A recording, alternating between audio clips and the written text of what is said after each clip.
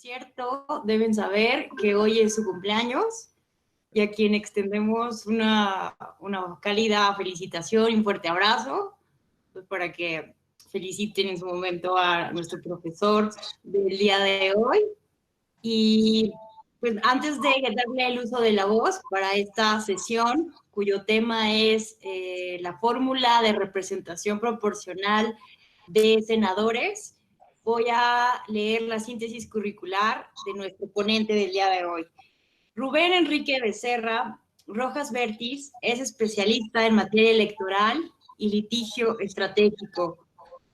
Cuenta con la licenciatura en Derecho por la Escuela Libre de Derecho de Puebla y es aspirante al grado de doctor en Derecho por la Universidad de Alicante, España. Másters. Cuenta con diversos estudios de posgrado sobre derechos humanos y su tutela judicial efectiva por las universidades de Puebla, de Olavide, Sevilla, España, de Jaén, en colaboración con el Consejo General del Poder Judicial de España, las especialidades de Derecho Procesal Civil y Mercantil de la Universidad Panamericana, Derecho Constitucional y Amparo del Instituto de la Judicatura Federal, el control de la constitucionalidad de las leyes, Aula Iberoamericana del Consejo General del Poder Judicial Español y argumentación jurídica de la Universidad de Alicante, España. En cuanto a su trayectoria laboral, ha sido visitador general del Tribunal Electoral del Poder Judicial de la Federación, magistrado presidente de la Sala Regional Monterrey en 2 ocasiones, coordinador general de asesores de la Presidencia del Tribunal Electoral del Poder Judicial de la Federación, secretario instructor de la Sala Superior, director jurídico de la Junta Local Ejecutiva del entonces Instituto Federal Electoral en el Estado de Puebla y coordinador jurídico de la Comisión Estatal Electoral de la misma entidad. Ha sido aspirante a consejero de la Judicatura Federal del Poder Judicial de la Federación y a magistrado de la Sala Superior del Tribunal Electoral del Poder Judicial de la Federación. Es asesor honorífico de la Corte Interamericana de Derechos Humanos en la resolución de diversos asuntos y ha sido observador internacional en las elecciones de presidente de Francia, presidente de Guatemala, parlamentarias en Colombia y municipales en Nicaragua. Ha sido juez internacional de la prestigiosa competencia Eduardo Jiménez de Arechaga por el Centro de Estudios Jurídicos de las Américas y la Asociación Costarricense de Derecho, en la que participan equipos integrados por estudiantes de las universidades de toda América Latina, en la que se simula un litigio ante la Corte Interamericana de Derechos Humanos. Es analista de asuntos electorales para el canal del H Congreso de la Unión y Excelsior TV, elecciones presidenciales de Taiwán, Perú, Estados Unidos y España. Asimismo, tiene una amplia trayectoria docente y cuenta con diversas publicaciones. Destaca que es autor y coordinador de diversas obras y artículos especializados en materia constitucional y electoral como Derechos Políticos y Democracia en México, reflexiones en torno al caso 10.180 México, Corte Interamericana de Derechos Humanos y Neoconstitucionalismo, Democracia y Derechos Fundamentales. Además, cabe señalar que es su debut como maestro en estas plataformas, me están informando, entonces, pues es un honor que hoy en su cumpleaños esté con nosotros impartiendo esta clase y además como a través de este medio digital. Les voy a recordar a todos, por favor, que mantengan sus micrófonos apagados mientras nuestro ponente nos da la clase. Ustedes pueden, al final de la clase, hacer preguntas, ya sea que prefieran hacerlas en el chat para que les dé lectura o que me pidan el uso de la voz. Sin más preámbulo, le damos el uso de la voz de nuestro maestro del día de hoy. Bienvenido, Rubén. Gracias, Ale. ¿Se escucha muy bien? Sí, te escuchamos muy bien. Gracias. Bueno, pues eres muy amable, muy gentil en tu presentación. En primer lugar, darle la bienvenida a todas y todos a este curso. principalmente darle las gracias al magistrado presidente Felipe Fuentes, al magistrado Felipe de la Mata, a la directora de la Escuela Judicial Electoral, la doctora Gabriela Rubalcaba, especialmente a ti, la doctora Alejandra Tello, por compartir este tiempo conmigo, por la invitación que me formularon para participar en este curso y sobre todo, pues sí, efectivamente es mi cumple este día y me estreno también como profesor en las redes y con la Escuela Judicial. Así que bueno, pues son muchos motivos para festejar y pues finalmente dar las gracias a todos los que están siguiéndonos a partir en esta plataforma. Y pues básicamente lo que queremos platicar el día de hoy pues tiene que ver con un contexto que hoy en día a muchos nos emociona, a otros más les preocupa, que tiene que ver con los temas del control político, de este esquema de pesos y contrapesos en una república. Yo hace unos días generaba algún par de reflexiones respecto de este curso y efectivamente había yo llegado a algún par de conclusiones, pero una de las más relevantes es que la historia nos ha demostrado que el Senado es uno de los bastiones de defensa en la República. Si bien a veces también ha tenido muy mala imagen y ha sido el Senado que en la historia ha otorgado poderes increíbles, poderes grandísimos a los líderes, lo cierto es que, bueno, el Senado es este bastión que permite tener ciertos controles, principalmente en las decisiones que se toman, que toma un país, que toma el Poder Ejecutivo frente al contexto internacional en el que participa. Y bueno, pues esta plática del día de hoy, esta plataforma es una muestra de ellos, de esta globalización tecnológica en la que pues, nos encontramos hoy en día.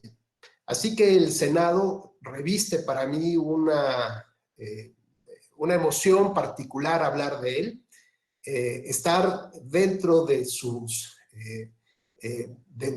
instalaciones, estar en el Pleno, pues justamente nos recuerda muchas de las cosas, de las grandes decisiones que han tenido que pasar por ahí. Recuerdo simple y sencillamente mis últimas 3 veces de visita en el Senado de la República.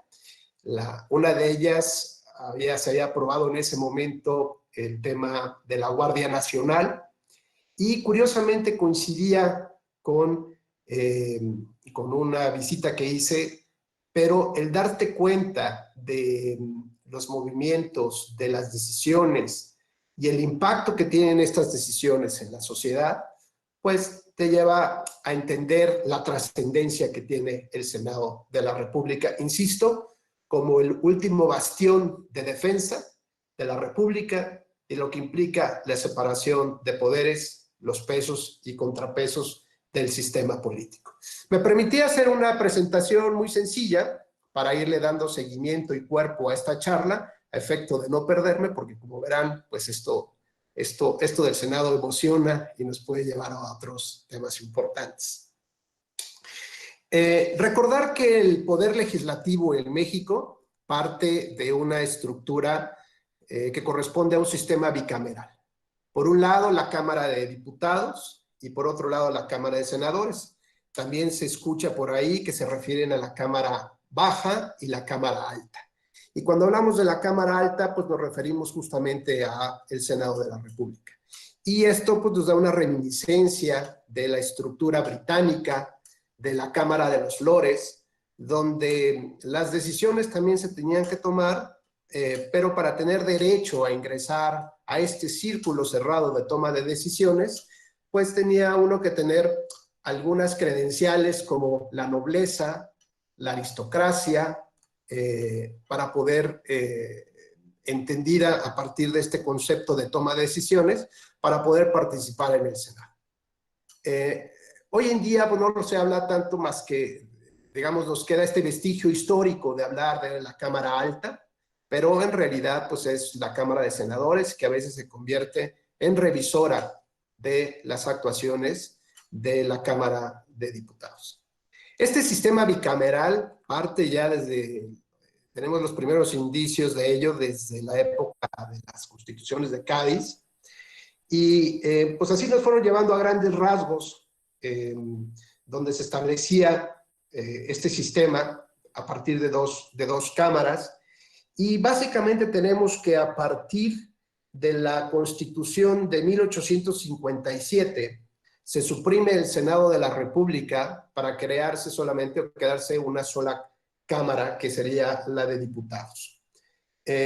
No vamos a entrar al contexto histórico ni político para definirlo, pero lo que habría que entender es que no siempre hemos tenido este sistema bicameral, y sobre todo que a partir de la reforma de 1996, no hace muchos años, es como mantenemos el actual sistema establecido en la Constitución de la Cámara de Diputados y de la Cámara de Senadores, desde la reforma de 1996, aunque el Senado de la República se volvió a instaurar desde los años de 1874 y 1875. Pues bien, ya con un poco de este preámbulo hablaremos de lo que corresponde a la charla del día de hoy, que tiene que ver con la asignación de senadores de representación proporcional. No sé, ¿me podrías informar si la presentación se ve de manera adecuada? Sí, Rubén. Sí, se ve muy bien. Gracias, Ale. Bueno, tenemos que la integración del Senado corresponde hoy en día a 128 curules, de los cuales 64 son electos por mayoría relativa, 32 son asignados a la primera minoría y 32 son asignados a la representación proporcional. Con lo cual, bueno, advertimos que nuestro sistema electoral mexicano es un sistema mixto, con un predominante fuerte mayoritario, porque aunque la primera minoría se da como a un segundo ganador o el segundo lugar en la contienda, parte justamente del voto directo. Entonces, nuestro sistema, también en cuanto a la integración del Senado de la República, es predominantemente mayoritario, entenderíamos con 96 senadores electos por mayoría, ya sea la primera, de primera fuerza o de segunda fuerza, y 32 asignaciones de representación proporcional. Cuando nos referimos a la mayoría relativa, evidentemente nos referimos a que en cada estado de la República, en cada entidad federativa, deberá de elegirse 2 senadores. Y estos 2 senadores parten o se integra, digamos, la legislación lo establece, que debe integrarse una fórmula específica para propietario y suplente. En las boletas, esto es un ejemplo de las boletas que se utilizaron en la elección de 2018 y, perdón, de las elecciones pasadas, ahí todavía veo que dice IFE, perdón, y lo que advertimos es que en cada una de las boletas vienen las 2 fórmulas, es decir, que van a ser electas para integrar este primer cuadro de senadores por mayoría relativa. En cuanto a los senadores de primera minoría, estas evidentemente se otorgan al segundo lugar de la votación que haya obtenido, que haya participado por mayoría relativa. Esta asignación de primera minoría tiene tiene un antecedente muy interesante porque en los años, si mal no recuerdo, en el año de 1986, ¿sí? Si mal no recuerdo, en 1986, solamente se elegían a 2 senadores, digamos, 2 miembros del Senado por cada uno de los estados. A partir de esta época, tenemos que se eligen solamente 3 senadores de mayoría relativa y 1 a la primera minoría. Con esto, lo que empieza a perfilarse de alguna manera, ahora un sistema no solamente mixto, sino un sistema plural políticamente hablando, donde se les empiezan a dar voces a las minorías, y por eso es su nombre también tal cual, se les empiezan a dar voces de participación en la toma de decisiones en el Senado. No solamente tiene que ver con la votación directa, sino también una especie de segundo lugar. Y con esto se va conformando de manera natural un sistema bipartidista, ¿no? Porque solamente se le puede dar el triunfo o tienen accesos a estos triunfos los partidos con una mayor fuerza electoral. Es interesante cómo este sistema mixto nos va transformando nuestro sistema o moldeando el sistema de partidos hegemónicos, de partidos de gran fortaleza en cuanto a la fuerza electoral. A partir de esta reforma que comentábamos de 1996, ya se establece este modelo actual en el cual se eligen 2 senadores por mayoría relativa, uno asignado a la primera minoría y se agrega uno más por cada uno de los estados en cuanto a la representación proporcional. Con ello, bueno, entonces empezamos a analizar que desde 1996 este sistema o este modelo de partidos hegemónicos, de partidos muy fuertes, se empieza a desquebrajar para darle oportunidad a que se escuchen más voces a partir de la representación proporcional. Es interesante hacer algunos ejercicios hipotéticos de ver qué hubiera pasado en las elecciones anteriores, no me refiero nada más a las del 18, sino las anteriores, qué hubiera pasado si se hubieran mantenido ciertos modelos de sistema electoral y de integración del Senado de la República. Lo importante es que vamos viendo cómo a partir de la regulación se va transformando el sistema democrático mexicano para dar juego ya a lo que hoy tenemos un verdadero anclaje de sistema plural de partidos políticos. En cuanto a la asignación de regidores, de senadores de representación proporcional, tenemos muy claro que el proceso electoral comprende una serie de etapas. Cada una de estas etapas tiene un proceso, un momento adecuado en el que tiene una oportunidad jurídica de nacer, de pervivir y de generar efectos. Así que la asignación de senadurías de representación proporcional debe esperar de manera paciente a que se lleven a cabo ciertas etapas del proceso electoral, particularmente una vez que se llevan a cabo los cómputos, los resultados de las elecciones, particularmente la de senadores, y a partir de ahí se puede empezar a establecer las fórmulas o llevar a cabo las fórmulas, la aplicación de las fórmulas que establece tanto la Constitución como la ley para llevar a cabo esta asignación. Así que el momento adecuado para poder llevar a cabo esta asignación tiene que ver con posterioridad a la declaración de validez de la elección, una vez concluida la etapa de resultados y los cómputos distritales y de entidad federativa. Para entrar un poco más en materia acerca de este proceso de asignación, tenemos que entender algunos elementos básicos para poder llegar a entender de qué va justamente esta asignación. Hay uno de los principios, o el principio fundamental sobre el que versa la aplicación de todo este concepto y fórmula, tiene que ver con lo que los teóricos le denominan la fórmula de proporcionalidad pura.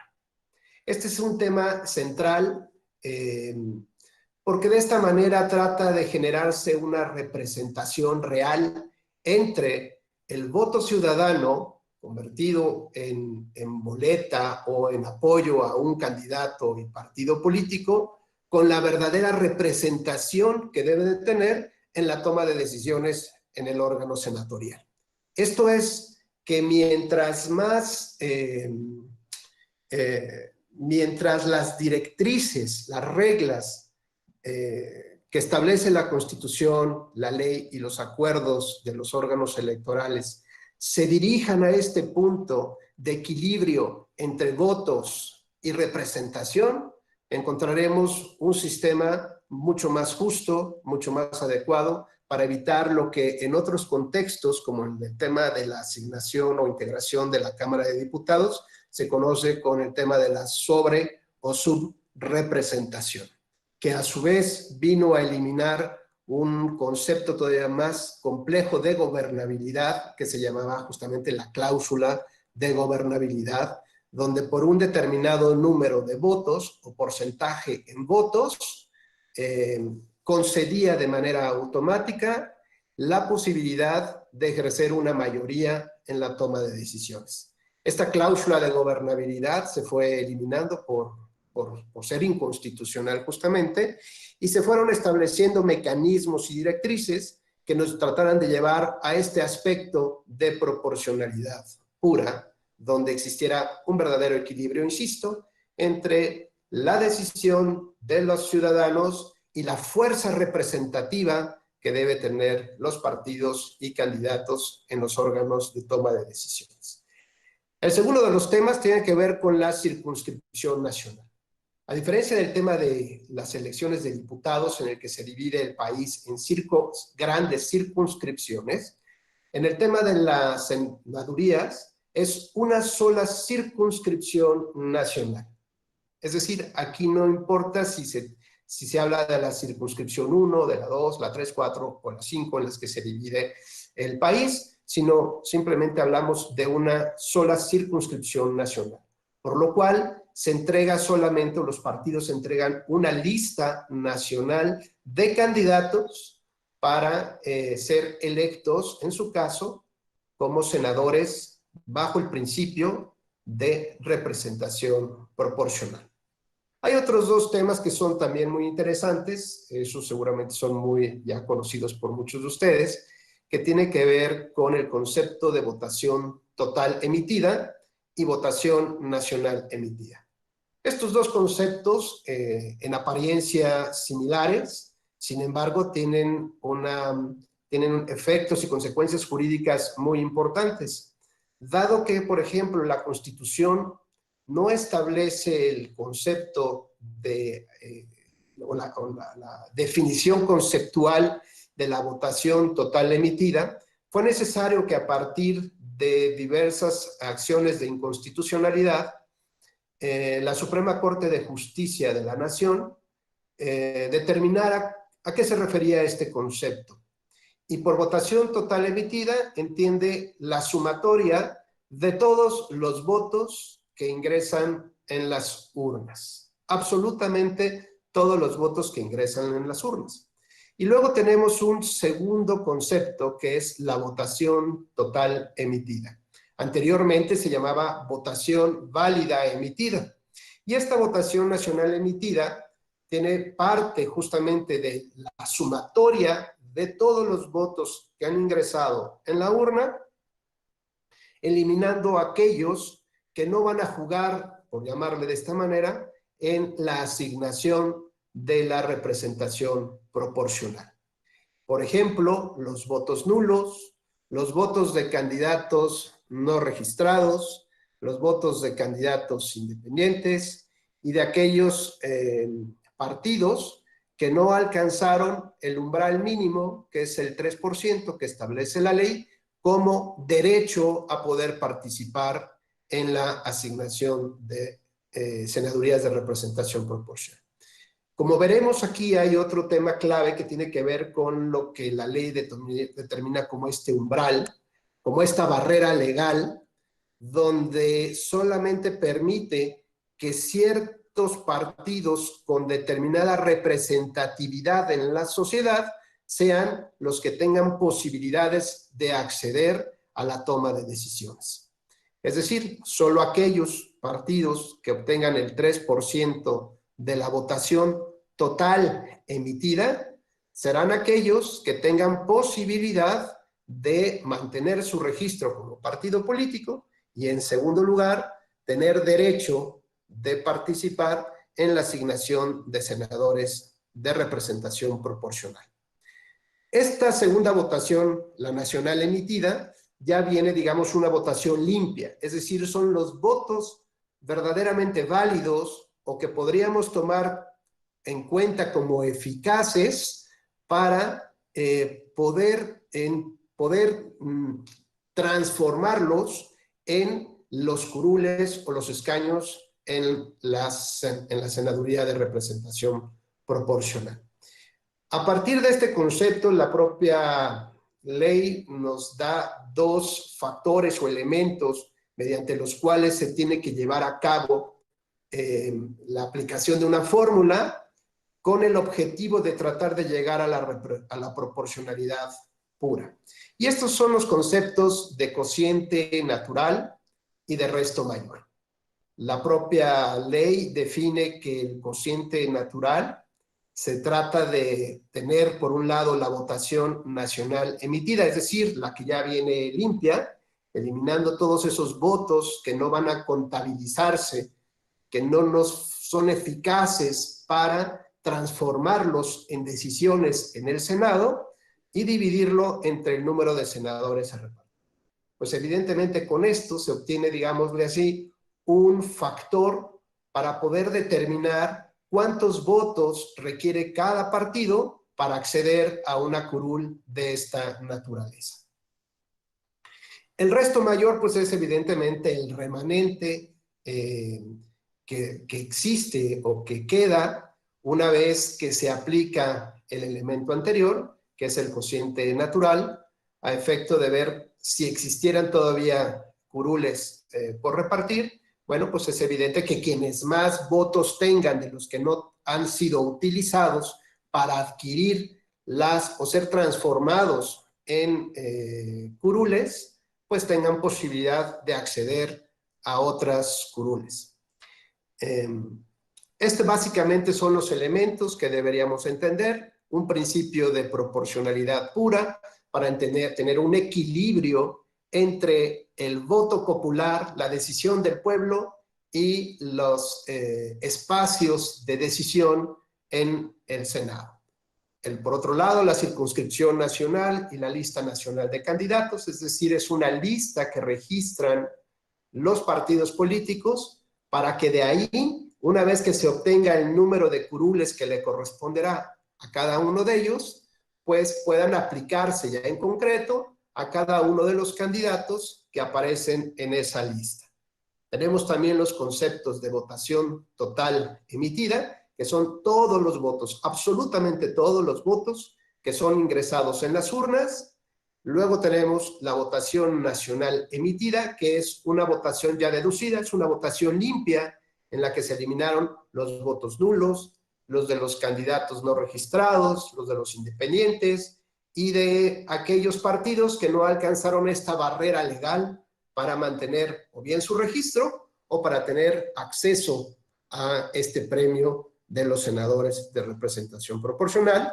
Y luego tenemos los dos factores, cociente natural, que es no es otra cosa más que el producto de dividir la votación nacional emitida o la votación válida entre el número de senadurías a repartir, que en este caso son 32, y si después de llevar a cabo esta operación matemática todavía quedaran senadurías por repartir, pero pues estas se aplicarán a quien todavía tenga el resto mayor, a quien todavía le sobren votos o el mayor número de votos suficientes, comparándose con los otros partidos y puedan tener acceso a ellos. Bueno, pues básicamente esto que hemos platicado tiene que ver con las reglas.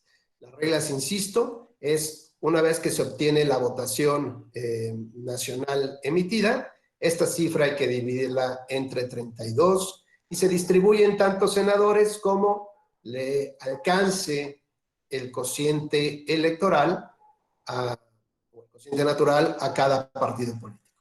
Una vez que se realiza esta operación, si quedan todavía senadurías por repartir, se asignarán justamente por el concepto de resto mayor. Es muy importante, estoy ya llegando al punto 4 y 5, es muy importante señalar que una vez que los consejos distritales del Instituto Nacional Electoral realizan los cómputos que corresponden a esta elección de senadores, cada entidad federativa, cada consejo local tendrá que llevar a cabo su cómputo de entidad federativa. Entonces, el Estado, digamos el consejo local, recupera los cómputos distritales de senadores y el siguiente domingo al que se verificó la jornada electoral, bueno, celebrará llevar a cabo el cómputo de todas estas actas distritales para hacer su cómputo de entidad federativa. A partir de este momento, los partidos políticos tienen la posibilidad de cuestionar los resultados electorales, ya sea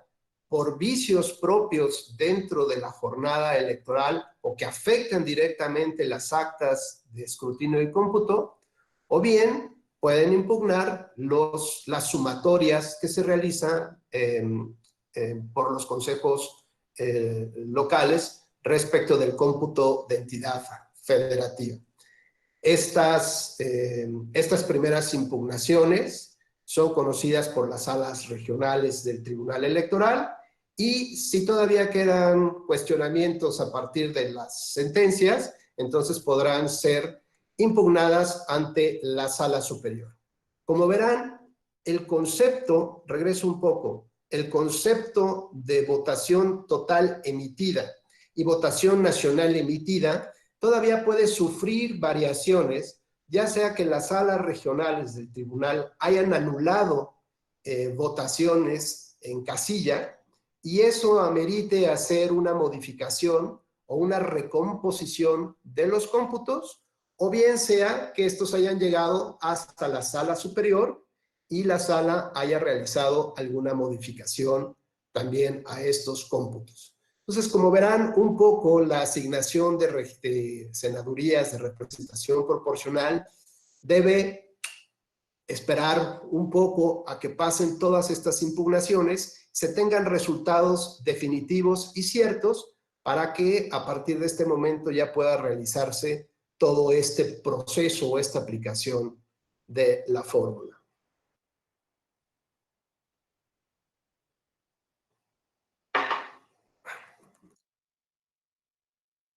Seguimos. Una vez que la sala superior, en su caso, ya resolvió los medios de impugnación que se hayan presentado en contra de las sentencias de las salas regionales respecto del tema de las impugnaciones de senadores, se deberá obtener la votación total emitida para determinar justamente cuáles son los partidos políticos que alcanzan el umbral o la barrera legal del 3% para el efecto de que puedan determinarse ahora cuál sería la segunda votación a partir de la cual ya se lleva a cabo la aplicación de la fórmula. Esto es, decíamos que por votación total emitida deben de contabilizarse absolutamente todos los votos, válidos o no, que ingresen en la urna. A partir de ahí, el Instituto Nacional Electoral determinará cuáles son los partidos que alcanzaron esta barrera legal para demostrar su fuerza electoral y tener la justificación ante la sociedad y ante el Estado de mantener un registro como partido político y como entidad de interés público con derecho a gozar de financiamiento público, por ejemplo. Es un caso muy relevante, no sé si en la clase anterior se comentó un tema que está vinculado con justamente la posibilidad de que un partido político pudiera haber perdido su registro por no haber alcanzado el 3% de la elección. Y recuerdo, si mal no recuerdo, fue el Partido del Trabajo, no en estas elecciones, sino en las elecciones pasadas, en las anteriores, en donde su porcentaje de votos a nivel nacional respecto de la elección de diputados no alcanzaba este 3%, por lo tanto, se inició todo el procedimiento de pérdida de registro del partido político.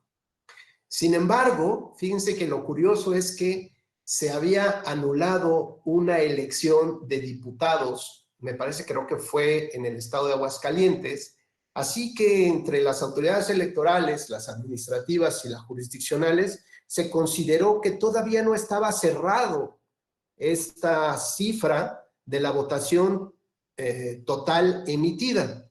Y se tuvieron que esperar hasta que se celebrara la jornada electoral extraordinaria, y a partir de ahí, una vez que se advirtió que el PT alcanzó el número de votos suficientes para rebasar este 3%, fue que se pudo, digamos, cerrar esta parte del concepto de votación total emitida. Esto no implicó, en realidad no implicaba ya una afectación a las asignaciones de diputados de representación proporcional, porque como platicábamos, cada etapa del proceso tiene una apertura y un cierre en específico. Así que los efectos, digamos, eran de carácter relativo, como en el amparo, solamente iban a impactarle a el caso concreto que tenía que ver con si el partido político podía mantener o no su registro a partir de la contabilización de sus votos de una elección extraordinaria.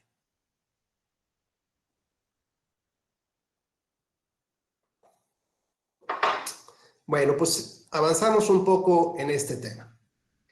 Entrando un poco ya en las matemáticas, en esto que decían que las matemáticas ya no iban a afectarles a los abogados, pues bueno, la verdad es que la reforma de 1996 ya nos aligeró mucho la carga en cuanto a la aplicación de la fórmula.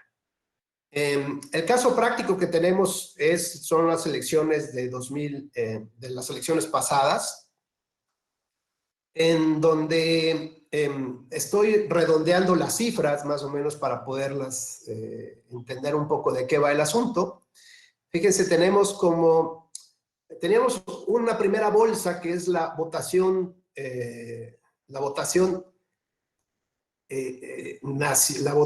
total emitida, más o menos sobre los 56 millones de votos aproximadamente.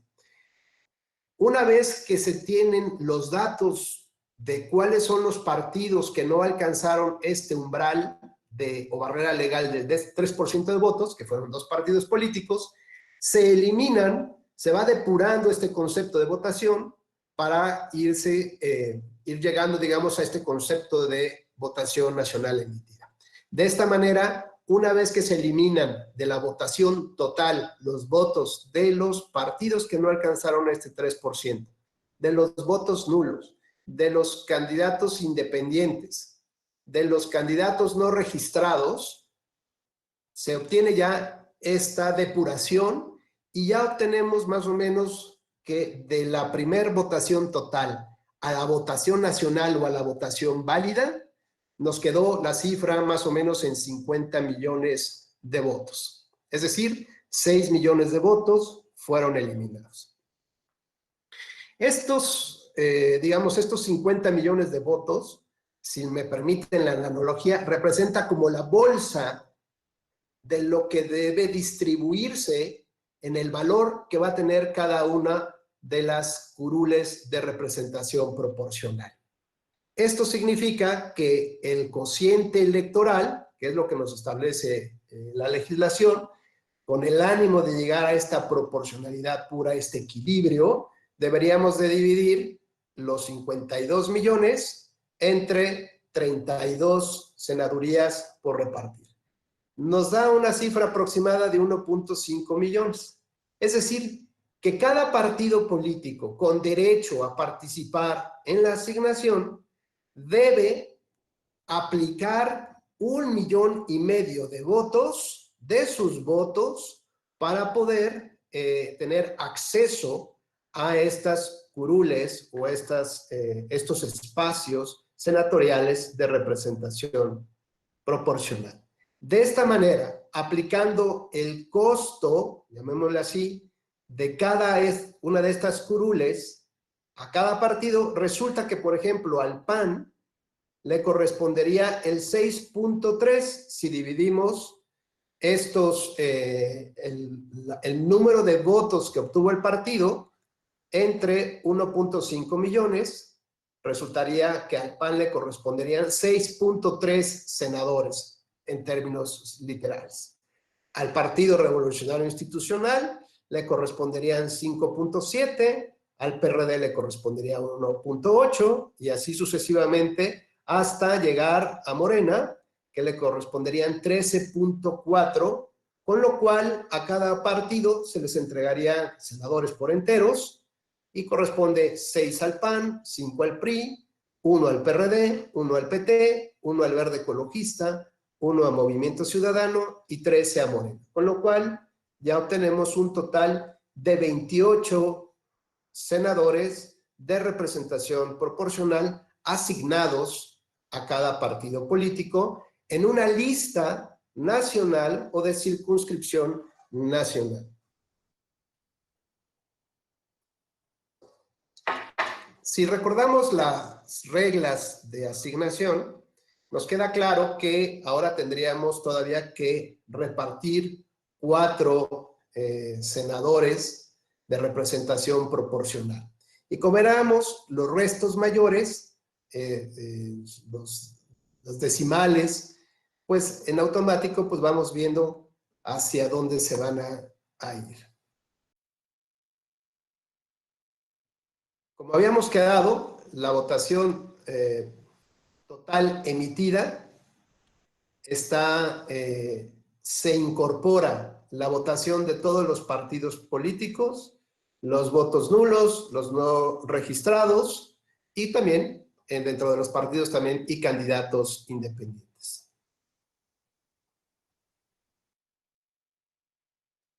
Bueno, pues tenemos ahora el segundo elemento, la aplicación de la fórmula por resto mayor. Y bueno, pues aquí en este ejercicio es muy sencillo entender que los partidos que tendrían acceso a una de estas senadurías, pues tiene que partir de lo que le resta. En el caso del PAN, le restaba el 0.3, en el PRI 0.7, PRD 0.8, y así hasta llegar a Morena en el 0.4. Los restos mayores, pues evidentemente la primera regiduría, yo insisto porque él con las regidurías, con la senaduría que debería de entregarse por resto mayor, le correspondería al PRD, la segunda sería para el PRI, la tercera para Movimiento Ciudadano y la cuarta para el Partido Verde Ecologista de México. Con estas 4, que son las que nos quedaban pendientes, pues en automático ya llegamos al tope de las 32 senadurías por repartir. Como verán, la fórmula de asignación es una fórmula muy, muy sencilla. No tiene estas otras modificaciones o condicionantes como tienen la de la Cámara de Diputados. Esa es muchísimo más compleja, primero que nada, porque uno no tiende a la proporcionalidad pura como tal, dado que nos ofrece unos límites de sobrerepresentación y de subrepresentación establecidos en un 8%. Entonces, es decir, lo que nos permite la banda de flotación es justamente jugar con estos límites abajo de 0 y arriba de 0, pero la idea es que, bueno, pues siempre se busque acercarse lo más que se pueda al 0. Además, al estar establecidas en 5 circunscripciones plurinominales, pues tiene un impacto la votación y la distribución de diputaciones por cada una de estas circunscripciones. En el caso de los senadores, ya la fórmula es muy sencilla, como ustedes podrán ver, y sobre todo se facilita mucho la operación. Uno, porque no hay esta posibilidad de tener una sobrerepresentación o una subrepresentación.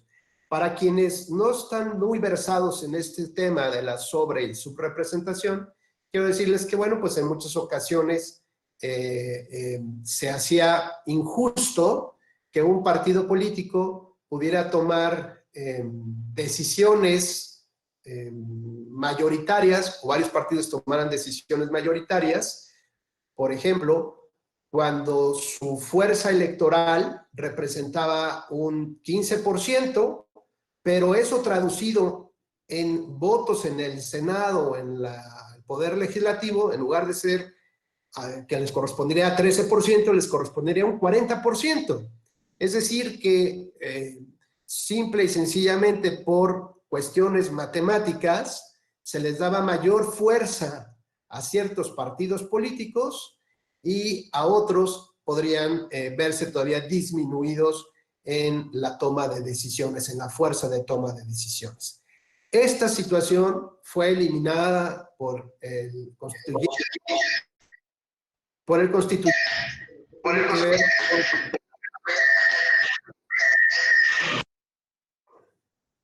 Esta situación se elimina y nos presentan ahora esta fórmula que es mucho más sencilla de entender, sobre todo porque tiene una finalidad concreta.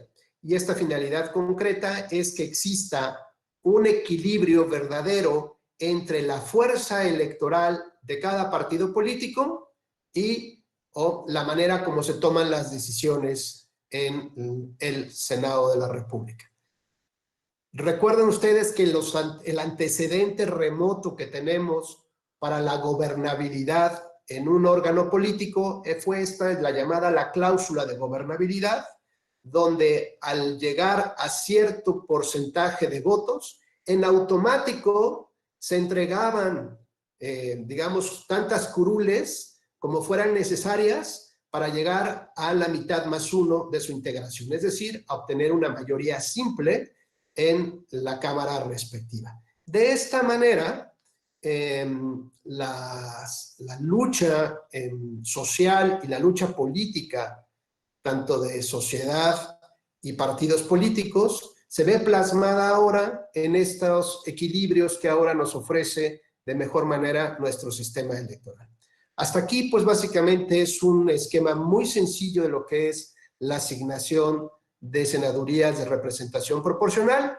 No por eso decir que no tiene sus complejidades, que veremos un poquito más adelante, pero que ya no tienen un tanto impacto, digamos, en estos números o en la aplicación de la fórmula. Sin embargo, también nos presentan ciertos retos que intentaremos resolver y ver un poquito más adelante. Si pudiéramos, hasta este punto, hacer un corolario, diríamos que uno de los temas centrales o ejes rectores, digámosle así, de la reforma de 1996 fue dotarnos de un equilibrio entre decisión del pueblo y decisión política, a partir de esta fórmula de equilibrio cero, donde nadie estuviera ni sobre representado ni subrepresentado, y de verdad existiera un equilibrio en las voces y en las decisiones que existen en el Senado. El segundo punto es entender que existen dos tipos de votación muy importantes para llegar a la asignación de estas senadurías. Uno es la votación total emitida, donde se contabilizan absolutamente todos los votos y a partir de ahí se determinará si un partido puede tener derecho, si cubre el porcentaje o la barrera legal, si tiene derecho a participar en la asignación. Una vez que se determina quiénes son los que sí juegan en esta asignación porque representan esta fuerza electoral, esta fuerza ciudadana o este respaldo ciudadano, entonces se va depurando la votación para solamente considerar los votos que verdaderamente cuenten para las respectivas asignaciones, es decir, los votos que podríamos transformarlos en los curules de representación proporcional.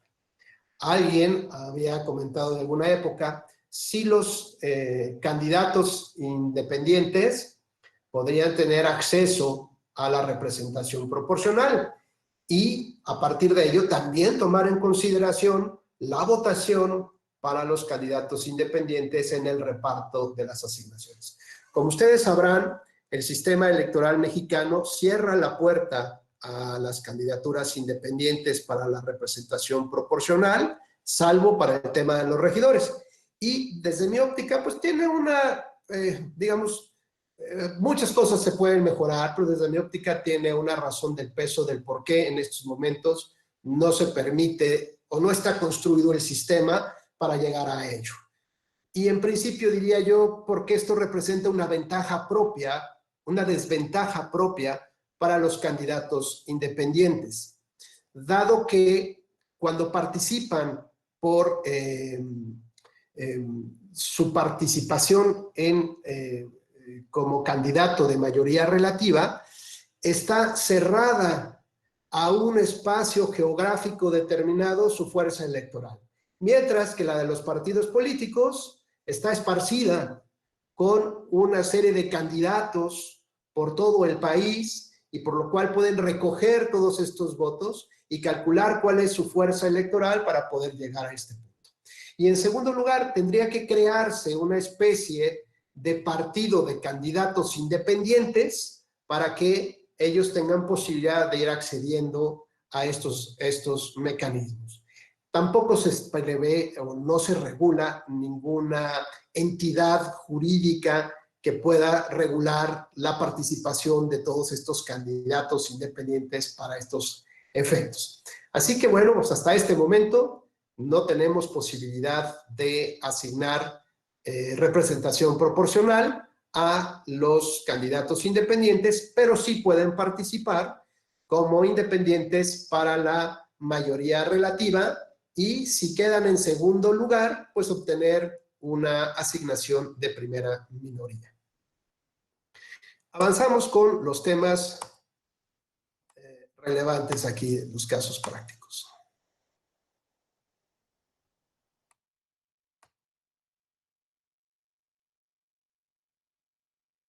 A ver si, ahí vamos.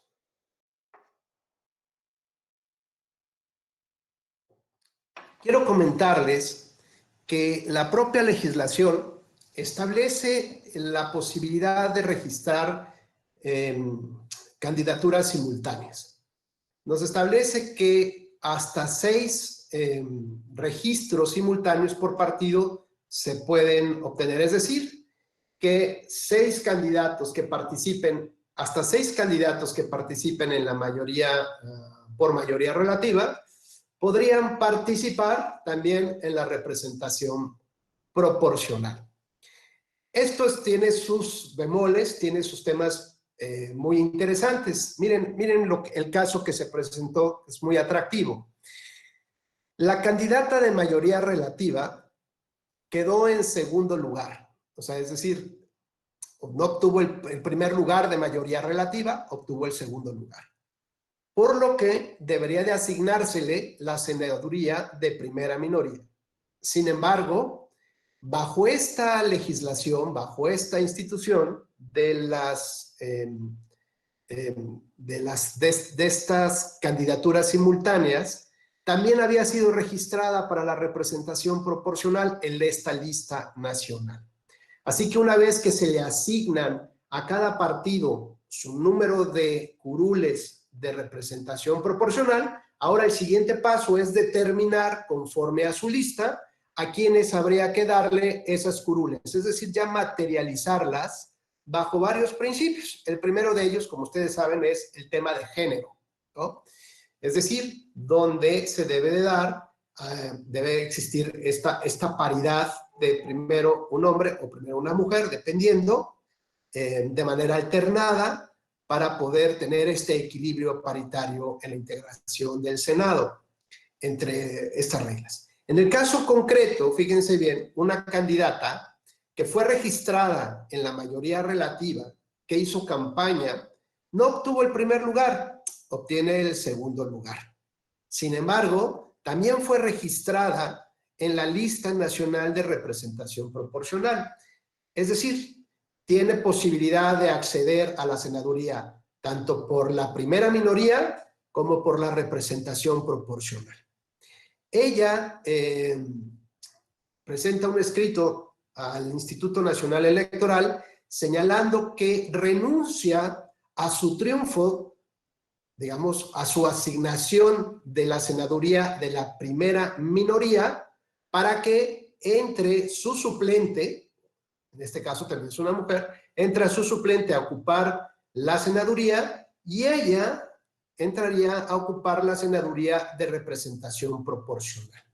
Fíjense que este es un caso muy interesante y levantó en su época pues, ámpula, porque el Instituto Nacional Electoral y el Tribunal, a partir de diversas jurisprudencias, niega esta propuesta que hace la candidata o el candidato, dado que consideran algunos elementos relevantes.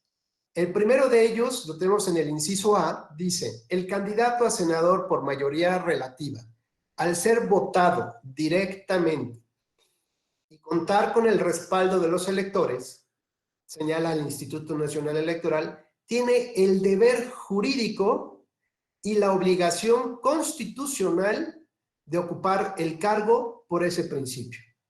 Para empezar, tenemos que señalar que existe una laguna en la ley porque no establece una solución a este caso. Esta es una determinación que asume el Instituto Nacional Electoral y que también, bueno, se vio corroborada por las decisiones de la Sala Superior.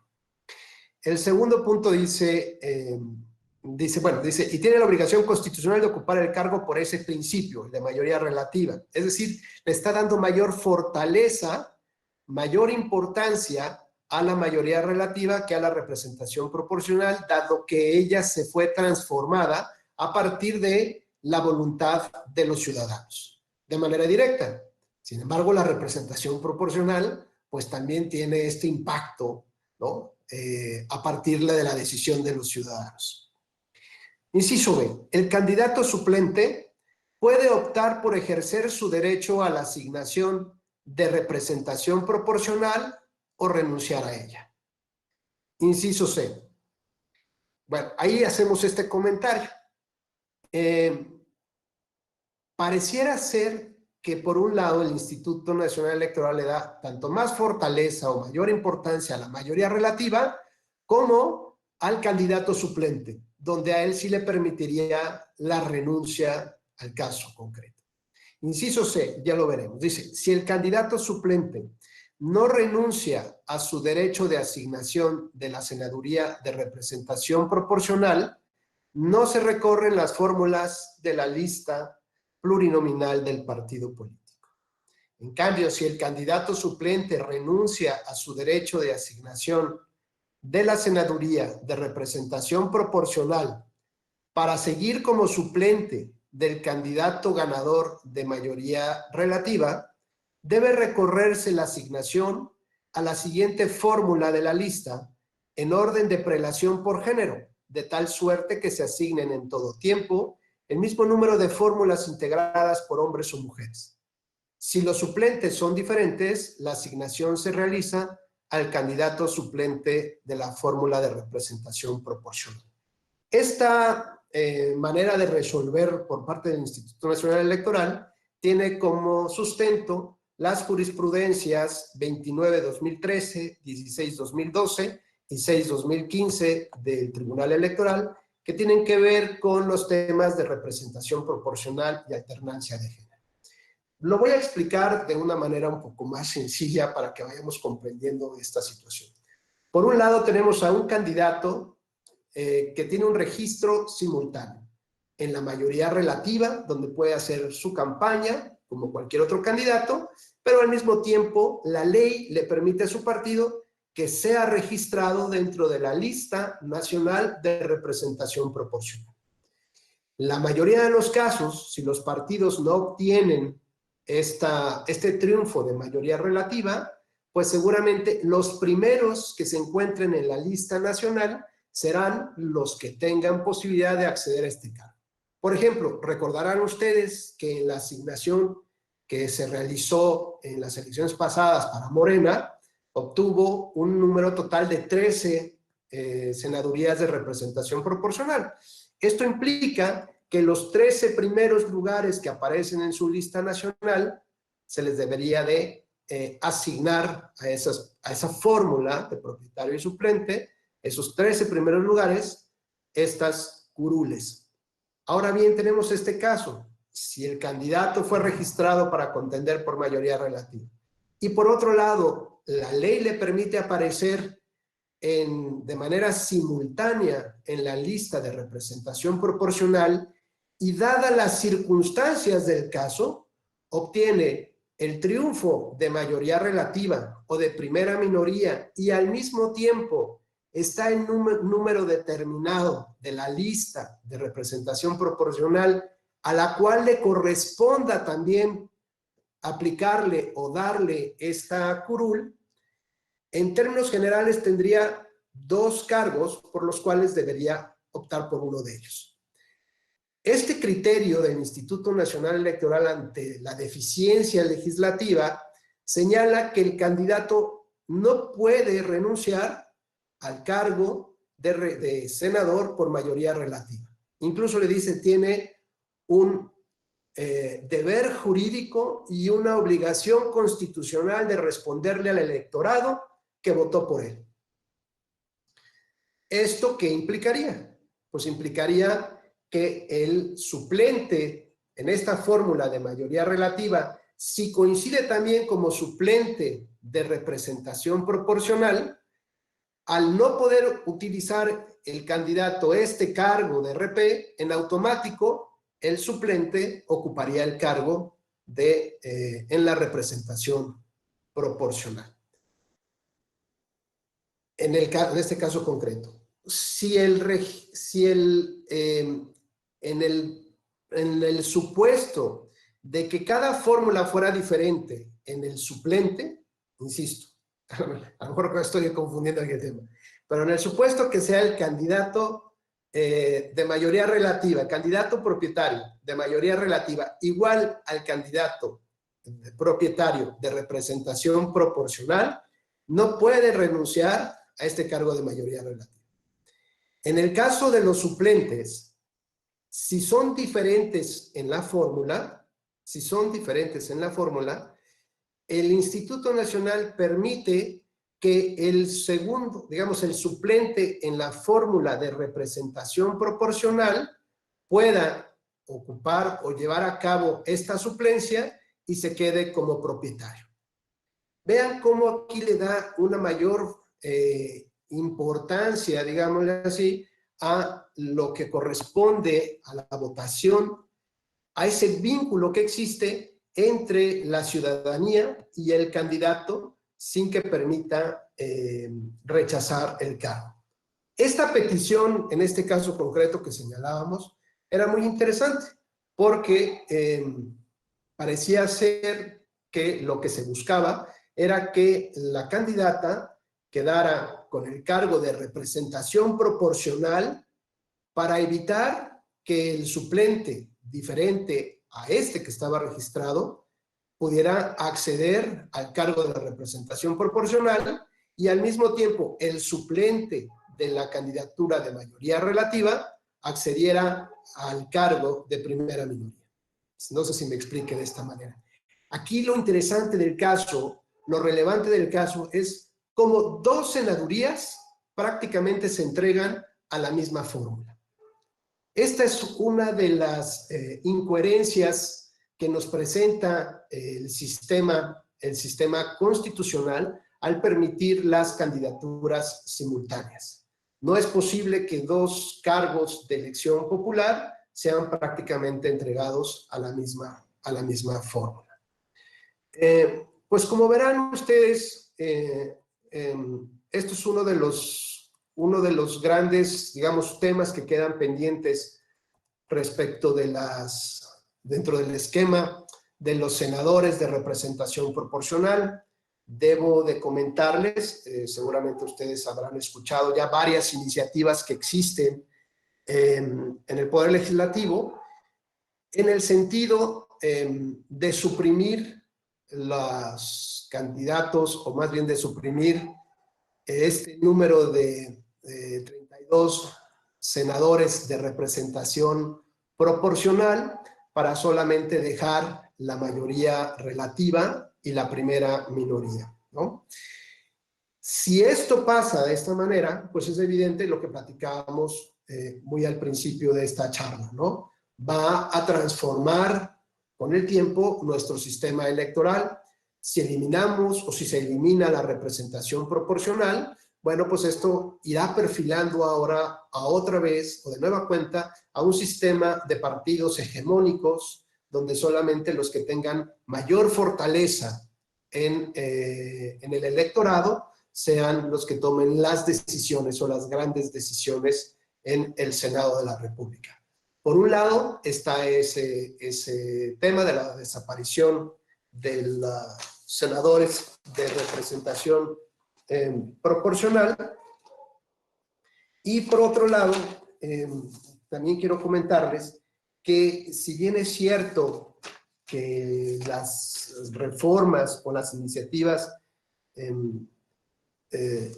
estas iniciativas de reformas que vienen, traen el tema central de la reducción del financiamiento público para los partidos políticos, también se está incorporando un tema que tiene que ver con la prohibición de que los senadores de representación proporcional puedan cambiar de bancada o de renunciar a su bancada, que fue por medio de la cual se les fue asignada la curul. Esto, con el último caso que vimos de las renuncias dentro de las opciones de las candidaturas simultáneas, pues nos obliga a repensar qué es lo que está pasando o cuáles son los contenidos fuertes que tiene nuestro sistema electoral y particularmente el sistema de elección en el Senado de la República. Con esto me quiero referir a lo siguiente. Si existe la prohibición o si se prevé la prohibición de que un senador pueda cambiar de bancada o renunciar a su propia bancada, significa que efectivamente el cargo que está ocupando no le corresponde como tal, sino que fue concedido vía un derecho constitucional de un partido político. Por lo cual, eso nos llevaría también a pensar en la posibilidad de que sea el partido político que lo pueda expulsar también de su bancada. Tenemos casos recientes que ha resuelto el Tribunal Electoral, la Sala Superior, en el caso de que un partido político solicitaba que cierto senador perdiera, digamos, esta membresía, o senadora perdiera esta membresía de su partido. Y bueno, la Sala Superior consideró, primero que nada, bueno, que había un problema de competencia del órgano interno del partido que hacía esta propuesta, y en segundo lugar, porque bueno, es un tema que no le corresponde al partido como tal. A lo máximo que podría llegar el partido es expulsarlo de sus filas, pero que de ninguna manera pudiera perder los derechos de obtener este cargo de senador de la República. Pues como verán, el tema del Senado pues no está concluido al 100%. Insisto, hay voces que todavía se escuchan y se escuchan muy fuerte en la necesidad de eliminar por lo menos el número o desaparecer a todos los senadores de representación proporcional, con las consecuencias jurídicas y políticas que tendrá nuestro sistema electoral y nuestro sistema democrático. Pues básicamente esta es la charla que tenía yo preparada para ustedes. Quedo totalmente abierto a algunas preguntas si tienen ustedes o algunas consideraciones, pues estoy a sus órdenes. Muchísimas gracias, doctor. Fue realmente una charla bastante... perdón, estoy viendo aquí, Fue bastante interesante y me parece que explicó bastante bien cómo funciona la fórmula de aplicación de senadurías, así como con los casos prácticos pudimos ver su aplicación concreta. Muchísimas gracias por su exposición. Veo aquí que hay varias, ya empiezan a llegar las preguntas. Eh, Primero además de que nos llegó una lluvia de felicitaciones por su cumpleaños, Amable, gracias. también lo felicitan por su exposición. Nos preguntan si es posible que nos pueda compartir el material con el cual se apoyó para su exposición. Con todo gusto, sí, claro. Y voy a ir leyendo las preguntas que llegaron por aquí. Dice, Angie Rivera pregunta, ya estando en el Congreso de la Unión, ¿hay alguna diferencia de trabajo para los diputados de mayoría relativa y de representación proporcional? ¿O ya se igualan en el trabajo? ¿Y por qué se considera de mayor poder un senador que un diputado? Muchas gracias. Gracias. Pues en términos generales, no hay una diferencia entre las actividades que realiza digamos, quien ocupa un cargo de mayoría relativa y de representación proporcional. Finalmente es la integración como tal, y esta misma integración lleva a cabo, conforme a la fuerza electoral, integración en distintos órganos, pues en distintas estructuras del Senado. Principalmente tiene la mayoría de senadores, le corresponde, digamos, la presidencia del órgano de gobierno, de la Junta de Coordinación Política del Senado, que efectivamente, bueno, también está integrado por los otros grupos parlamentarios. Pero en realidad no existe una diferencia en las actividades una vez que se ocupa el cargo de mayoría relativa o de representación proporcional. Y insisto, en el tema de si es Cámara Alta o se le da mayor relevancia en el nombre entre diputados y senadores, pues lo cierto que es una reminiscencia histórica que hoy en día nada tiene que ver con eso, porque si ustedes recuerdan el Senado en la antigüedad, pues se refería justamente al grupo de los viejos, ¿no? A las personas que ya de acuerdo a su experiencia o por la edad, pues ya tendrían una visión diferente de los requerimientos y de las necesidades sociales. Y bueno, pues como ustedes saben, pues hoy en día para ingresar a ocupar el cargo de senador de la República, pues no se requiere ser tan viejo, ¿no? Para entrar a ese punto. Por otro lado, se les llamaba, como en Inglaterra, se les llamaba la Cámara Alta o la Cámara de los Lores, es decir, que tenían una mayor vinculación con las decisiones monárquicas, es decir, que no se vieran afectados una cierta clase, los intereses de una cierta clase social alta, y por eso se le llamaba la famosa Cámara Alta, y en muchas ocasiones, bueno, los costos para acceder a este tipo de cargos, pues también tenían que ver con las posibilidades económicas, sociales, culturales de un cierto tipo de población.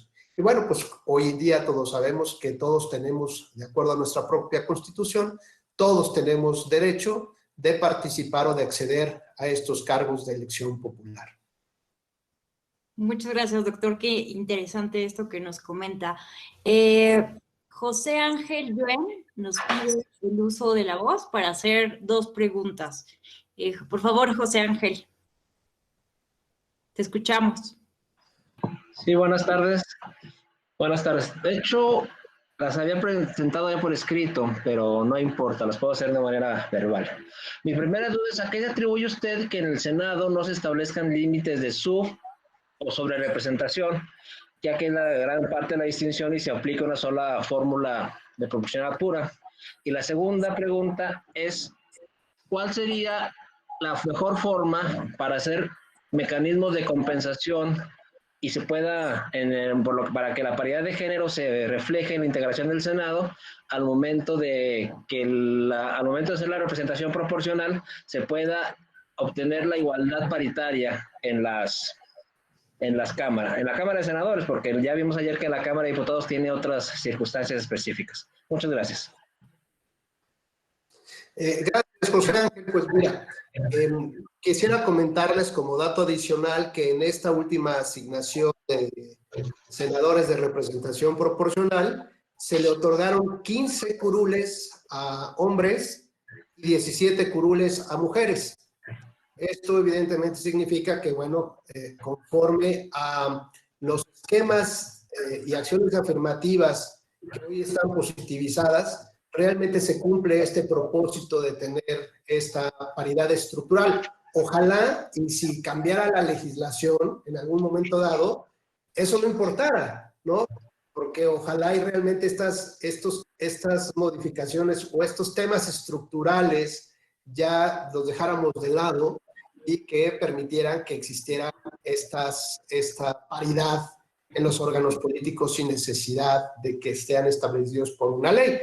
Pero, bueno, con esto quiero decir que hasta este momento, tanto las reglas que fueron dadas en la ley, los principios que fueron establecidos en la Constitución y sobre todo el andamiaje que se fue preparando tanto por parte de organismos electorales locales, cuando se hablaba de este principio paritario, y después por los organismos federales, y el remate que termina dando el Tribunal Electoral del Poder Judicial de la Federación, ha logrado que este objetivo perviva, se mantenga, se actualice y lo veamos todos hacia a la vista, ¿no? Que lo tengamos como tal.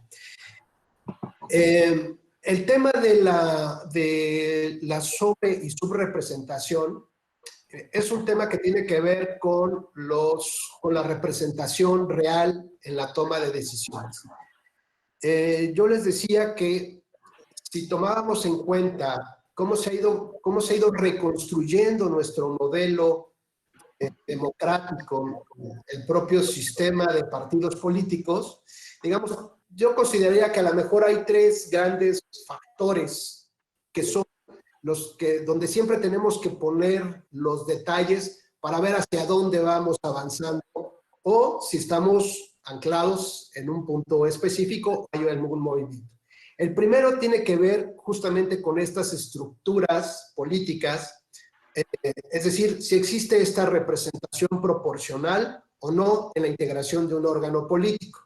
Y a su vez, determinar cuál es esta barrera legal que existe para poder aspirar a esta integración. Por ejemplo, hay estados de la República que establecieron hace tiempo un umbral mínimo del 5% para acceder a esta representación proporcional. Bueno, evidentemente esto tiene un cálculo político, aritmético de las siguientes elecciones, ¿no? Hasta que los partidos mayoritarios pues terminan siendo los minoritarios y luego ven la manera de reformar las leyes. Pero bueno, lo cierto es que ese es un primer punto que yo diría donde hay que poner la atención. En un caso de que alguien quiera eliminar el sistema de representación proporcional, es porque quiere fortalecer a determinados partidos políticos, ¿no? Es decir, eliminar esta pluralidad participativa. Por otro lado, tiene que ver con el tema del financiamiento. Si hay una reducción importante del financiamiento público que se otorga a los partidos políticos, en automático los partidos tendrán que revertir el proceso de alejamiento que tienen con la sociedad, porque la única manera entonces de tener financiamiento pues es a partir del financiamiento privado. Luego entonces tendrían que tener un mayor contacto con su militancia, con sus simpatizantes, con además, que no creo que sea cosa fácil, de que tengan que hacer sus aportaciones económicas. Es decir, tiene que volcarse un esquema, como en el caso de Estados Unidos, algo parecido, donde las grandes aportaciones vengan ahora del sector privado y sobre todo de la militancia. Pero si existen topes de participación o de aportaciones, pues es evidente que estaremos viendo que los partidos que no tengan esta posibilidad de tener estos flujos de dinero, los que no tengan estructuras verdaderas, pues van a ir prácticamente a la quiebra. quiero decir, comentarles que de acuerdo a algunos estudios que se han realizado de las sanciones que ha implementado el Instituto Nacional Electoral y que en muchos casos han sido corroboradas por el Tribunal Electoral, quiero comentarles, por ejemplo, que en las elecciones para el 2018, pocos partidos políticos pudieron realizar intercampañas o llevar a cabo sus intercampañas. Y la razón es que ese dinero del cual sale la financiación de la intercampaña sale del financiamiento ordinario que reciben los partidos políticos. Y al estar comprometido casi en un 70% en el pago de multas por distintas conductas irregulares que han llevado a cabo, pues hacía impensable prácticamente poder financiar sus periodos de intercampañas. Y por otro lado, el 70 o el 80%, no recuerdo, de las multas que tienen los partidos políticos se deben a problemas de cómo presentan o cómo llevan a cabo digamos, su propia contabilidad los partidos políticos en los estados. Con lo cual quiero decirles esto, o bien puede ser que un partido nacional con este entramado que tiene hacia los 32 estados, si no logra resolver sus conflictos de financiación interna, de regularidad interna y de aplicación de normativas estrictas, pues entonces seguramente, si es que le reducen el financiamiento público, pues veremos cómo poco a poco le diremos diciendo, ahí te ves. Y por otro lado, tal vez sea la oportunidad de que partidos nuevos, partidos, digamos, con un blindaje en el centro muy fuerte, partidos, digamos, estos, no recuerdo cómo les denomina la teoría, pero que tienen una hegemonía, un núcleo muy, muy fuerte que no se desprende hacia los estados, son los que puedan pervivir. ¿Por qué? Porque tienen un absoluto control férreo de los dineros, ¿no? Este es el segundo tema que tendríamos que nosotros ir vigilando hacia dónde va a mover nuestro sistema electoral.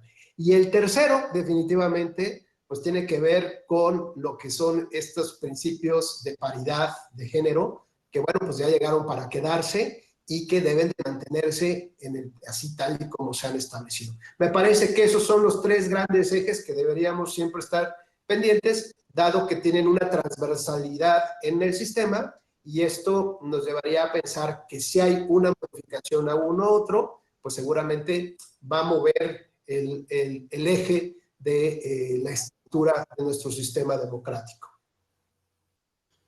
Muy bien, muchísimas gracias, doctor. Tenemos una pregunta ahora de Jesús Plaza Ferreira y dice así, ¿es necesario ajustar el marco jurídico para evitar mayorías artificiales en el Senado a partir de aquellos que llegan postulados por un partido, pero después se vuelven independientes o cambian de bancadas?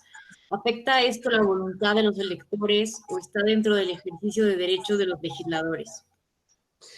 Gracias por la pregunta. La verdad es un tema muy interesante. Hay algunos que le llaman como los candidatos tránsfugas, ¿no? Que van cambiando dependiendo del escenario político, van cambiando de membresía parlamentaria o del partido, de la fracción parlamentaria que corresponde. Incluso se ha llegado a algunos conceptos un poco extraños, como llamarse una bancada independiente al resto de los demás partidos políticos, y me parece que el año pasado, no lo recuerdo si fue Puebla o cualquier otro estado, la verdad, se había dado la posibilidad de que el número de candidatos, por lo menos era posible, que el número de candidatos, de diputados en un congreso local independientes fuera mayor que el de las bancadas correspondientes que integraban el poder legislativo. En Estados Unidos, por ejemplo, que sabemos que es una elección indirecta donde se elige a un gran elector, y o sea, que el pueblo elige al elector y este elector a su vez transmite los votos para la elección, por ejemplo, presidencial. Bueno, la corte una corte en Estados Unidos está resolviendo por estas fechas, resolverá por estas fechas, si existe la posibilidad de sancionarles en el caso de que cambiaran su voto, del voto que recibieron, por ejemplo, en el caso que el gran elector haya recibido el voto de los demócratas, al momento de la gran elección lo cambie por el voto, o de su voto, de todo lo que él representa para el candidato republicano, viceversa.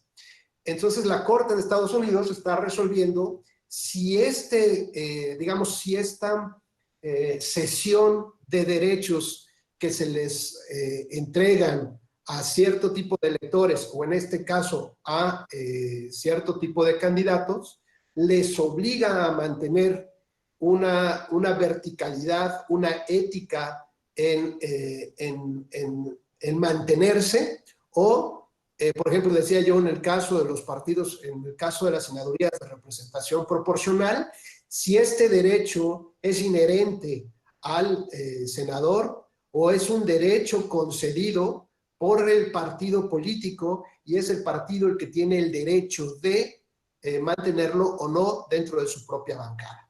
La verdad es que son temas muy complejos todavía de tratar de definir cuáles son los contenidos, pero entiendo que conforme está estructurada actualmente nuestro sistema electoral y nuestra Constitución, donde hay que garantizar los derechos fundamentales de las personas, pues me parece que en este caso seguirá sopesando más los derechos del ciudadano para definir a qué partido seguiría atendiendo o separarse de su bancada.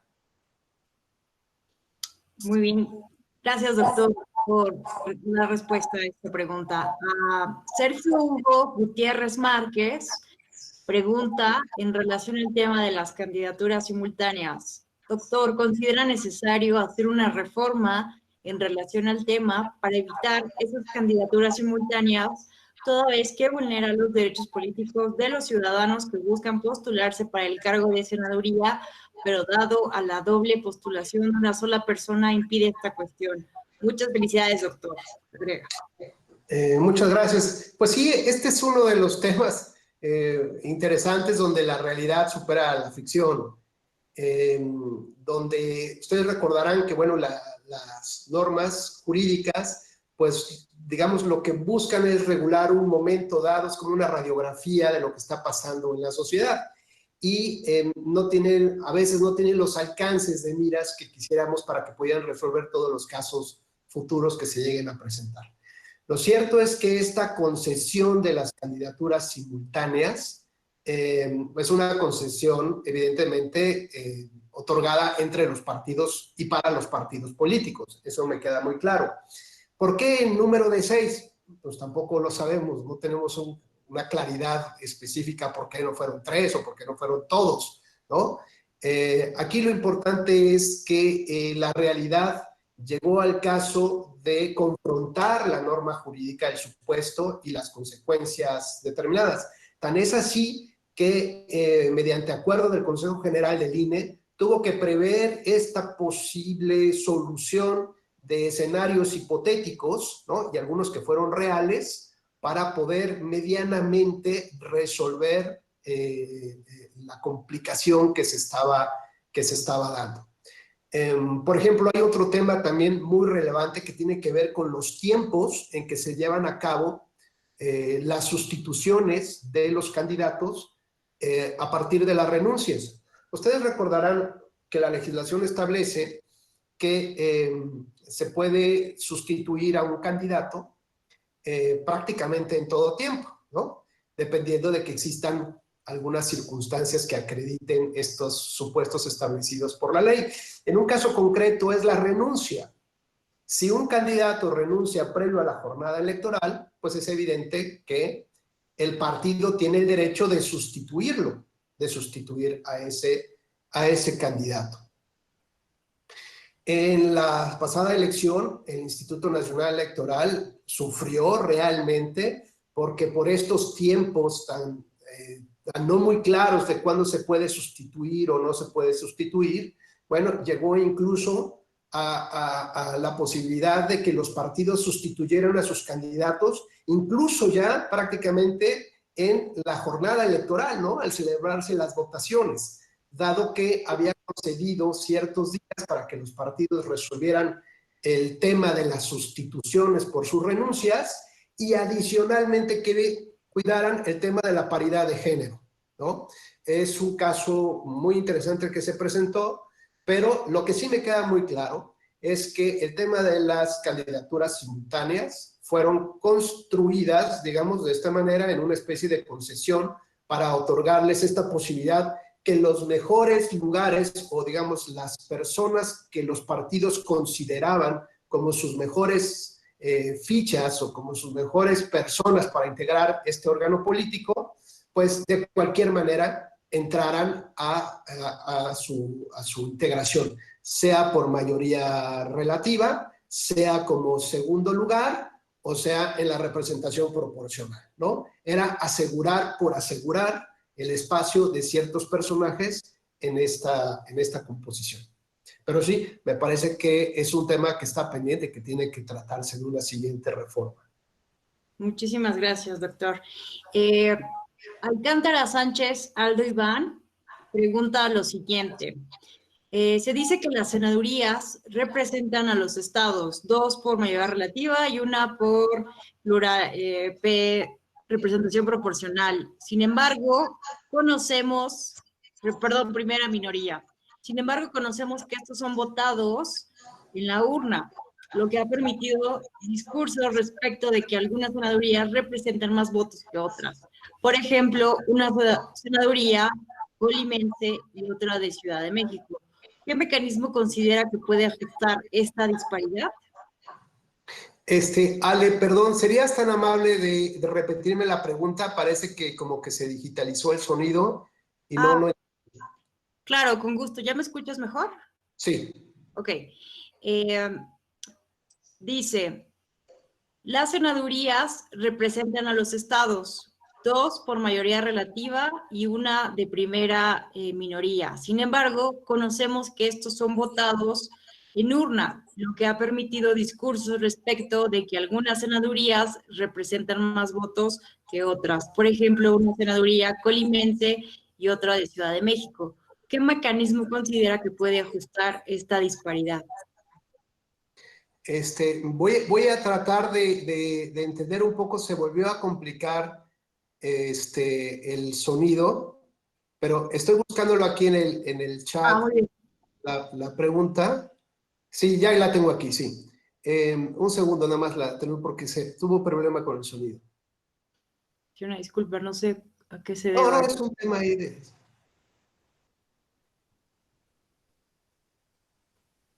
Sí, ya, correcto, sí. Dice que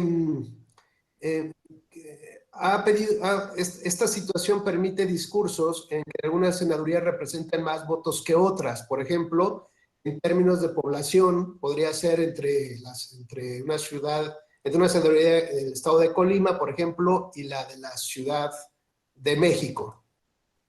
Bueno, efectivamente, el esquema federalista que hemos adoptado nos da el mismo equilibrio y la misma fuerza decisiva para cada uno de los estados que integran la Unión. A diferencia, por ejemplo, lo que platicábamos en Estados Unidos, que cada estado tiene una representación, tiene un peso específico y un número de votos determinados. Aquí, efectivamente, bueno, me parece que hay opiniones a las cuales hay que darles tienen un peso muy importante en cuanto a cuál es el valor del voto que tienen los ciudadanos en un estado en específico como tal, ¿no? Parecería a lo mejor en el término de población, número de población entre el estado de Colima y la Ciudad de México, bueno, pues parecería que algunos dirían que están sobre representados los ciudadanos colimenses, ¿no? Y subrepresentados las personas de la Ciudad de México. Yo creo que hasta ahorita nos ha funcionado este sistema.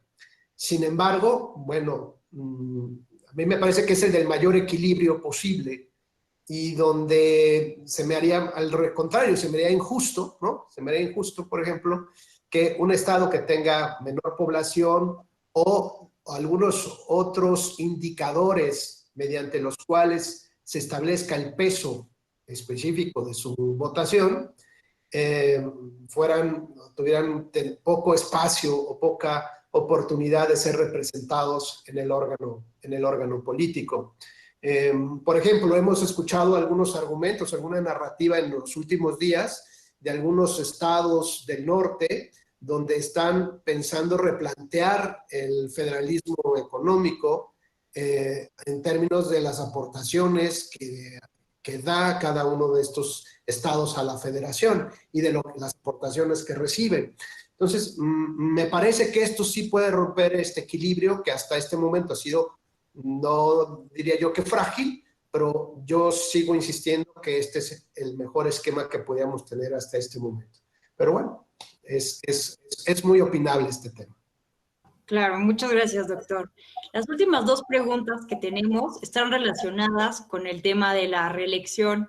Quieren saber su opinión, tanto Javier Juan Olivares como Brian Sánchez. Les voy a conectar. La primera es, ¿qué opina acerca de la reelección de senadores, diputados y alcaldes? Si esto incide con la corrupción en México.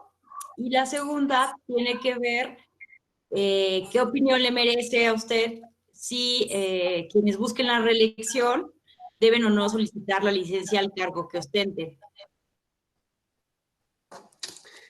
Gracias. Sí, son preguntas muy interesantes.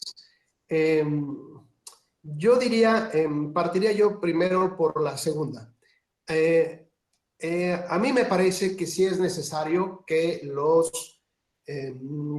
aquellos candidatos o quienes sean funcionarios públicos que busquen la reelección, a mí me parece que sí tienen que solicitar la licencia respectiva.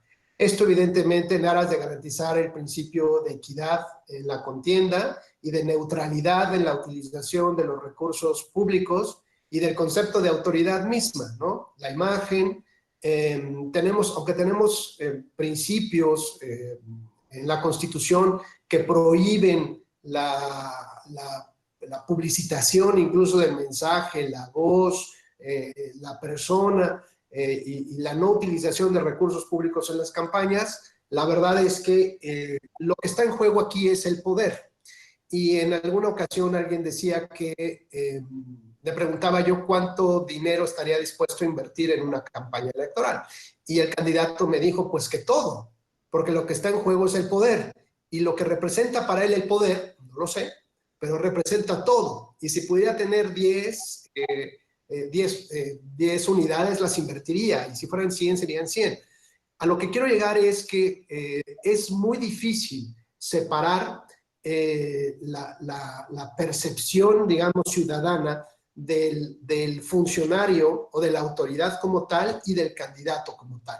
Sí me parece claro que puede partir de un principio de decir, señores, yo fui electo como tal y ahora busco la reelección por esta situación y esta tal, pero a efecto de lograr una mayor transparencia, de respetar, maximizar el principio de equidad en la contienda y la neutralidad de la utilización de los recursos públicos, me parece, yo lo recomendaría para el funcionario, mejor pida licencia, porque si no va a estar en una delgada línea entre sí la utilización de un vehículo, sí la utilización de sus redes sociales, sí esto, sí el otro, y que además evidentemente estará observado, fiscalizado en todo momento para saber si rebasa esta línea tenue entre lo que es la autoridad y lo que es el candidato.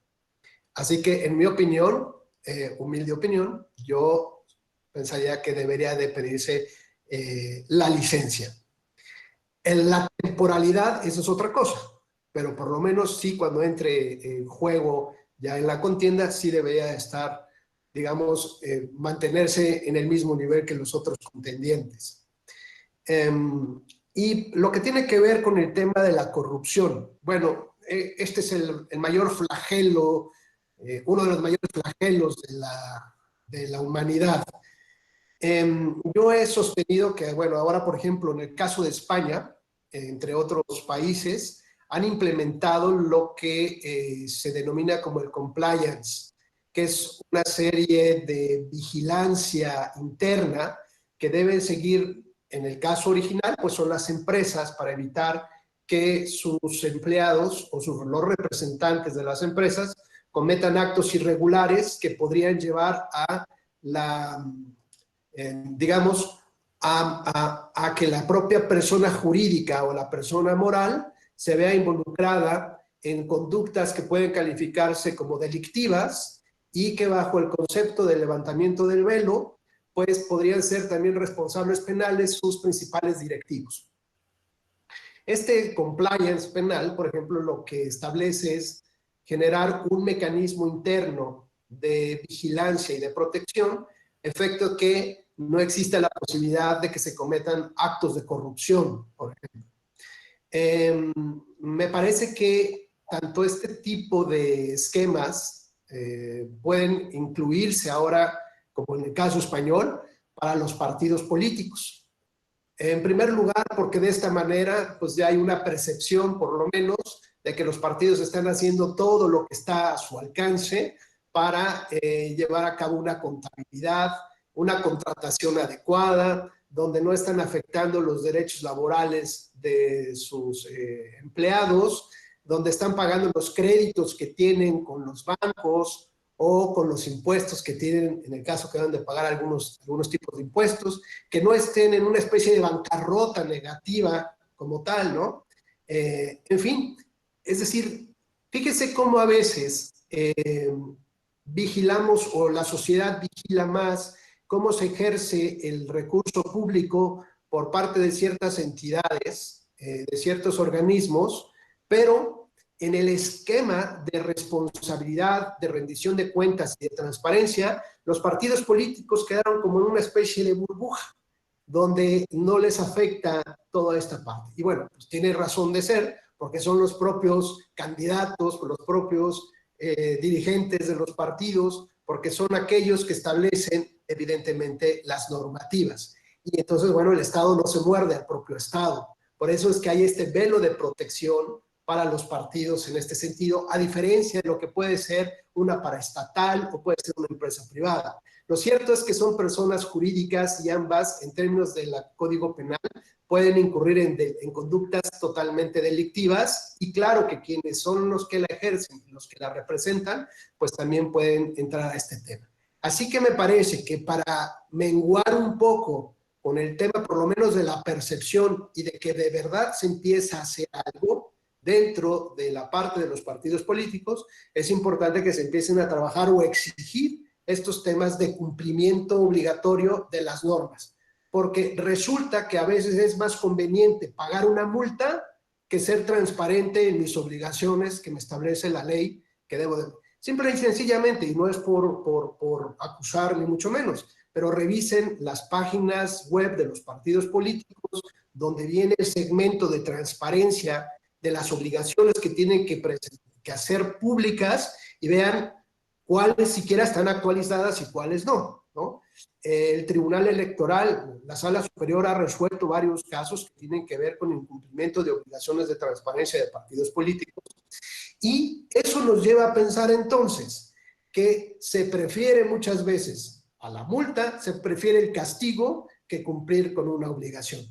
En la medida en que podamos cambiar esta premisa y este chip, donde lo mejor sea cumplir con la norma, que pues finalmente para ello está, y tratar de evitar sanciones. Una, que me impidan no poder realizar mis campañas internas.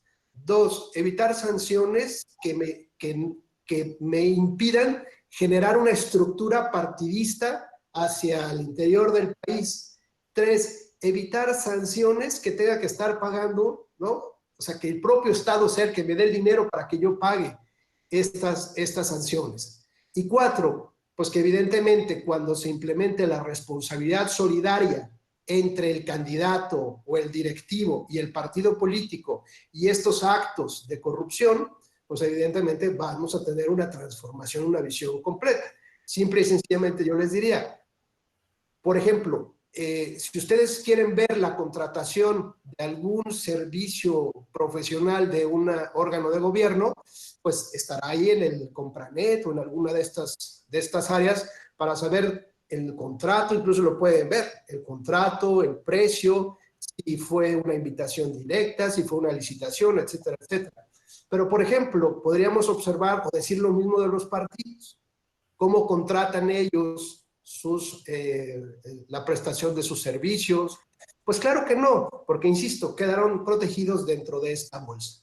Y me parece que, bueno, la reelección, si no existe esta clara separación entre la autoridad y el candidato como tal, pues podría dar lugar a sospechas de que efectivamente se está utilizando ciertos recursos públicos para fomentar una campaña electoral. Muchísimas gracias, doctor. Me parece que, sin duda, no solo su gran experiencia y trayectoria ha enriquecido este tema que a veces es un poco complejo por la cuestión de las fórmulas y la aplicación matemática de las mismas, sino que también nos dio su valiosa opinión de otros temas, como es la reelección, que en próximos días y próximas fechas será el centro del debate por la reelección de diputados y senadores que esperamos, y asimismo sobre este tema tan interesante del compliance y la corrupción.